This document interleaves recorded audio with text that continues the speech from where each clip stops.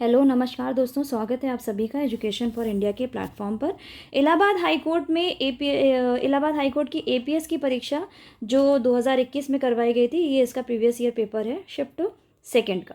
ठीक है, shift first जो है वो आपको करवाया जा चुका है, यानी शिफ्ट फर्स्ट के एपीएस के जो जीएस पार्ट और हिंदी पार्ट जो भी उसमें एग्जाम आए थे वो पूरे आपके करवा दिए गए हैं। ठीक है जी, प्रीवियस ईयर पेपर की बात अगर हम कहें तो प्रीवियस ईयर पेपर से समझ लीजिए 60 से 70% जो है आपके प्रीवियस ईयर क्वेश्चन से ही आते हैं। और दिमाग में एक चीज़ ये रखिएगा, ठीक है, कि जो एक्सप्लेनेशन होता है वो कितने अच्छे से आप कर ले जाते हो पेपर को लेकर, ठीक है, वो आपको बहुत मैटर करता है, वही आपकी हेल्प करता है। तो जो यहाँ पे करवाया जा रहा है आपको एग्ज़ाम को ध्यान में रखते हुए करवाया जा रहा है। ठीक है, चलिए आगे बढ़ते हैं क्वेश्चंस के साथ। तो पहला क्वेश्चन है कि देखने योग्य वाक्यांश के लिए एक शब्द कौन सा होगा। देखने योग्य वाक्यांश के लिए तो इसका उत्तर होगा दृष्टव्य। ठीक है, दृष्टव्य हो जाएगा। एक्सप्लेनेशन में देख लेते हैं। तो दृष्टव्य क्या हो गया, देखने योग्य के लिए, और पूछने योग्य की बात के लिए क्या हो गया, प्रष्टव्य हो गया। ठीक, अगले क्वेश्चन पर आते हैं। बाजार गर्म होने मुहावरे का अर्थ क्या होगा। यहाँ पे मुहावरा पूछा है, ठीक है, तो इसका अर्थ हो जाएगा काम में तेजी लाना। मतलब बाजार गर्म होना यानी कि काम में, किसी काम में तेजी आने से संबंधित है। ठीक है, आगे इसके एक्सप्लेनेशन पे आते हैं। मुहावरे और लोकोक्ति में आपको अंतर पता होना चाहिए कि होता क्या है। देखिए, मुहावरा क्या होता है कि जब कोई वाक्यांश अपने सामान्य अर्थ को छोड़कर विशेष अर्थ में रूढ़ हो जाता है। मतलब कि मुहावरा इतना समझ लीजिए कि कोई वाक्यांश का अंश होता है, ठीक है, कोई एक पार्ट होता है छोटा सा, ठीक है, तो वो क्या कहलाता है, मुहावरा कहलाता है। जैसे कि यहाँ पे एग्जाम्पल ले लेते हैं, बाजार गर्म होना जैसा अभी लिया था, या सरगर्मी होना यानी कि तेजी आना। ठीक है, इसके अलावा पांचों उंगलियां घी में होना यानी कि सब तरफ से लाभ ही लाभ होना। ये क्या हो गया, मुहावरे हो गया। अब हम जानते हैं कि मुहावरे लोकोक्ति क्या होती है। तो जब कोई पूरा कथन किसी प्रसंग में उद्धृत किया जाता है तो वो लोकोक्ति कहलाता है। बात समझिए, कहने का अर्थ ये है कि मुहावरा जो है, अगर दोनों में अंतर किया जाए, मुहावरा क्या हो गया, कोई भी वाक्य का अंश हो गया, छोटा सा पार्ट हो गया, लेकिन लोकोक्ति जो होती है वो पूरा पूरा वाक्यांश होता है। ठीक है, अब हम एग्जाम्पल से इसको समझ लेते हैं। एग्जाम्पल अगर देखें तो यहाँ पे आप देख सकते हैं कि आप भला तो जग भला, ये पूरा अपने आप में वाक्य है। ठीक है, आप भला तो जग भला यानी कि स्वयं अच्छे तो संसार भी अच्छा। ठीक है, तो ये क्या हो गया, पूरा वाक्य हो गया, तो इसको क्या है, लोकोक्ति हो गई। बाकी मुहावरे के अर्थ मैंने आपको यहाँ पे दिखाई दिए।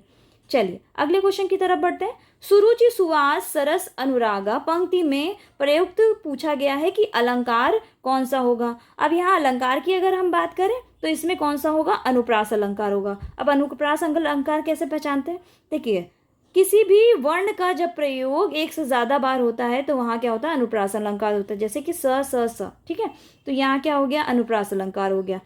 चलिए आगे इसके बारे में हम पहले डिटेल से जानते हैं। अनुप्रास अलंकार कौन सा होता है, जब दो या दो से अधिक शब्दों में समान वर्ण की आवृत्ति हो। जैसे मैंने बताया कि समान वर्ण अगर आ रहा है तो वो कौन सा हो गया, अनुप्रास अलंकार हो गया। ठीक है, जैसे कि यहाँ पे सुरुचि सुवास सरस, ठीक है, तो सा वर्ण आया तो ये क्या हो गया, अनुप्रास अलंकार हो गया। अब ये ऑप्शन में दिए हुए हैं उसके अकॉर्डिंग चलते हैं, श्लेष अलंकार की बात करते हैं।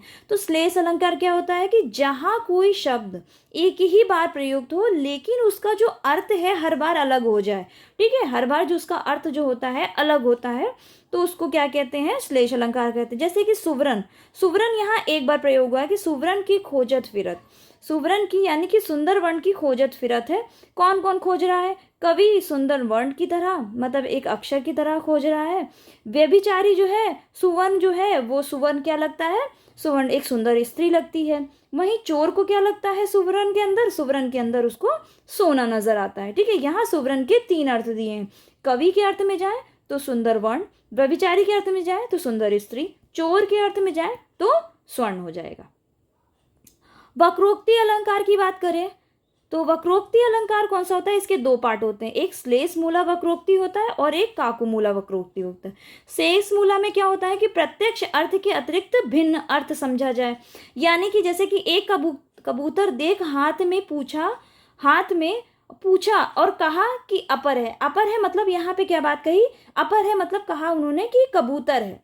ठीक है, उन्होंने कबूतर देख के कहा कि उसको देखो कि क्या ये ऊपर है। ठीक है, लेकिन उनको क्या नजर आया, उन्होंने क्या समझा, उनको समझ में आया कि अपर यानी कि कबूतर के पंख हैं या नहीं, तो उन्होंने कहा कि अपर नहीं सपर है। ठीक है, कुछ इस तरह से है। और अच्छे से आपको जानना है तो आपको हमारे चैनल पे विजिट करना पड़ेगा। आपको चैनल पर आकर इसको मैंने बहुत ही अच्छे और डिटेल से समझाया हुआ है। ठीक है, काकुमूला वक्रोक्ति क्या हो गया, तो जहां आवाज में परिवर्तन हो जाए, जैसे कि आप जाइए तो, आप जाइए तो, मतलब कि कहा जा रहा है कि आप जाइए, और फिर जैसे ही कि आप थोड़ा सा आप अगर अपने आवाज़ में परिवर्तन करके, मतलब प्रोनाउंसिएशन चेंज करके अगर बोलो आप जाइए तो, जैसे कि क्वेश्चन मार्क लगे हो, आप जाइए तो मतलब आप जाकर तो देखिए, तो यानी कि यहाँ पर क्या बात करी जा रही है, यहाँ ना जाने की बात हो रही है ना। तो ये क्या हो गया, ये हमारा हो गया वक्रोक्ति का काकुमूला। ठीक, अब अगली बात करें तो उत्प्रेक्षा अलंकार। उत्प्रेक्षा अलंकार सीधा समझ लीजिए, जहाँ पे आपको ये शब्द नजर आए, मानो, मानो, मनु, मनहु, जानो, जनो, जनो। ठीक है, जहाँ पे आपको ये शब्द नजर आए समझ लीजिए वहाँ कौन सा अलंकार होगा, उत्प्रेक्षा अलंकार। इसके अलावा उपमेय में परिभाषा में आए तो उपमेय में उपमान की संभावना, यानी कि जैसे कि मुख मानो चंद्र, मतलब मुख कैसा है, चंद्र जैसा है, मुख ऐसा लग रहा है कि मानो चंद्रमा है ना। तो ये क्या, यहाँ पे क्या हो गया, उत्प्रेक्षा अलंकार हो जाएगा। चलिए अगले क्वेश्चन करें, बात की बात में मुहावरे का अर्थ क्या होगा। ये क्वेश्चन जो है यूपीपीएससी के एपीएस में भी क्वेश्चन जो है ये आ चुका है। ठीक है, जिसका अर्थ क्या होता है, वायदे का पक्का होना। बात की बात में यानी कि वायदे का पक्का होना। पेड़ से पत्ते गिरे, ये किस कारक का उदाहरण है, पेड़ से पत्ते गिरे यानी कि पेड़ से पत्ता जो है वो अलग हो रहा है, और जहां अलग होने का सेंस आता है वहां पे अपादान कारक होता है। अब आपके दिमाग में आएगा कि कारक कितने तरह के होते हैं, तो जान लीजिए कारक 8 तरह के होते हैं। कौन कौन से होते हैं वो हम यहाँ देखेंगे। कारक 8 तरह के होते हैं, कौन कौन से, कर्ता, कर्म, करण, संप्रदान, अपादान, संबंध, अधिकरण और संबोधन। ठीक, कर्ता ने से संबोधित होता है, कर्म को यानी कर्म कौन कर रहा है, करण किसके द्वारा किया जा रहा है, संप्रदान किसके लिए करा जा रहा है, अपादान से यानी अलग हो रहा है, संबंध किससे संबंधित है, ठीक है, अधिकरण किसका अधिकार में पर, ठीक है, और संबोधन हे, हो, अरे। ठीक है, ये आएगा हमारा कारक। ठीक, अगले क्वेश्चन की तरफ बढ़े, मैंने आम खाया है, मैंने आम खाया है। ठीक है, ये हमारा उदाहरण किसका हो गया, तो ये हो जाएगा आसन्न भूत का। ठीक है, आसन्न भूत यानी कि ये समझ लीजिए इंग्लिश में अगर हम कहें इसको तो रीसेंट पास्ट। रीसेंट पास्ट मतलब कि अभी अभी जो हुआ है, मतलब प्रेजेंट में अभी अभी हुआ है लेकिन पास्ट बन चुका है। ठीक है, तो वहाँ क्या आ जाएगा, आसन्न भूत हो जाएगा। चलिए इसको डिटेल में समझते हैं। जैसे कि यहाँ पे देख लीजिए, मैंने आम खाया है, आसन्न भूतकाल का उदाहरण बताया। तो पहले आप जान लीजिए काल कितने तरह के होते हैं। काल 3 भेद होते हैं, वर्तमान काल, भूतकाल, भविष्य काल। ठीक है, पिछली क्लास में मैंने वर्तमान काल की जो पार्ट्स हैं वो आपको गलत बता दिए थे। 6 होते हैं, 6 नहीं सॉरी 4 होते हैं। ठीक है, 4 होते हैं। चलिए तो पहले हम बात करेंगे भूतकाल की, जिसका उदाहरण आया है। तो इसके 5 भेद होते हैं, ये दिमाग में रखिएगा, इसके 5 भेद होते हैं। ठीक है, सामान्य भूत, आसन्न भूत, अपूर्ण भूत, संदिग्ध भूत और हेतु भूत।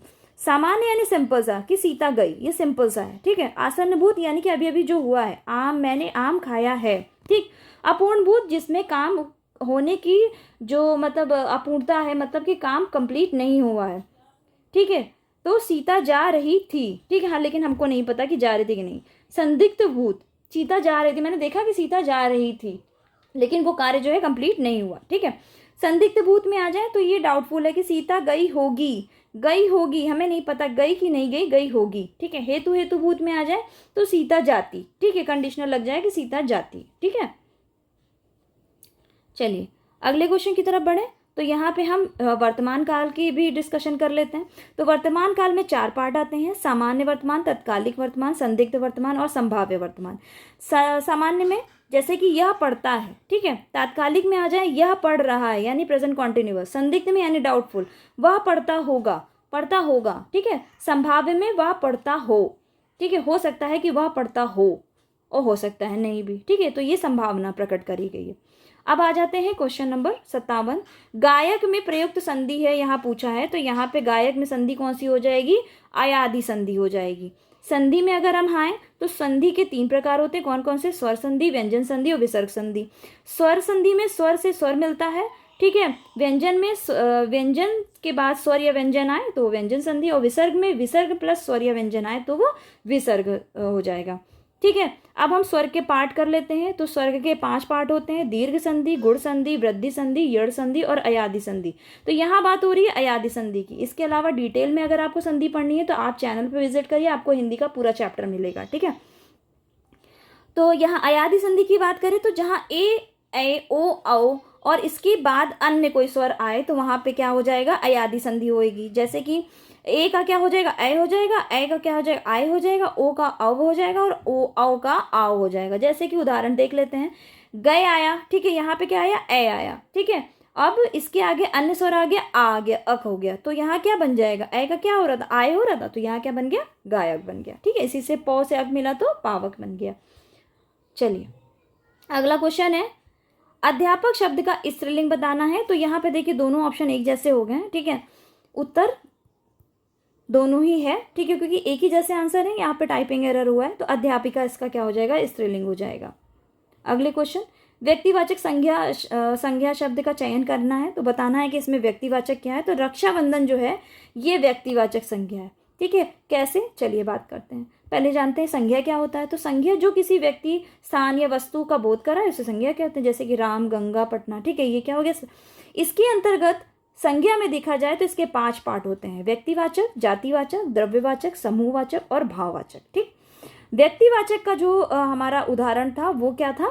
रक्षाबंधन। रक्षाबंधन को क्यों लिया गया व्यक्तिवाचक? क्योंकि रक्षाबंधन जो है एक त्योहार से है, ठीक है। त्योहार की ओर हमें वो करता है, संकेत करता है, इसलिए यहाँ पे क्या है कि एक पर्टिकुलर व्यक्ति की बात हो रही है। अब आपके दिमाग में आएगा कि ऑप्शन नंबर दिया हुआ है पुस्तक, पुस्तक दिया हुआ है, तो पुस्तक को क्यों नहीं लिया गया यहाँ पर व्यक्तिवाचक? ये जातिवाचक के अंतर्गत आएगा, ठीक है। पुस्तक जो है ये जातिवाचक के अंतर्गत आएगा आपके, क्योंकि पुस्तक कौन सी हो सकती है? रामचरितमानस भी। यहाँ पूरी पुस्तकों की जाति की बात की जा रही है। पुस्तक या तो फिर आपकी रामचरितमानस हो सकती है, रामायण हो सकती है, गीता हो सकती है, ठीक है। तो पुस्तक क्या हो गया? जातिवाचक हो गया, ठीक। चलिए अगले क्वेश्चन की तरफ बढ़ते हैं। चा वर्ग का उच्चारण है, यहाँ पे हमें बताना है चा वर्ग का कौन सा उच्चारण होगा? कंठ होगा, तालव्य होगा, मूर्धन्य होगा या दंत होगा? तो उदाहरण उत्तर की बात करें तो ये तालव्य है, ठीक है। और कंठ में अगर बात करें तो कंठ का की है, का वर्ग जो होता है वो कंठ के अंतर्गत। चलिए हम आपको इसको एक पिक्चर के थ्रू बताते हैं तो आपको ज़्यादा अच्छे से समझ में आएगा।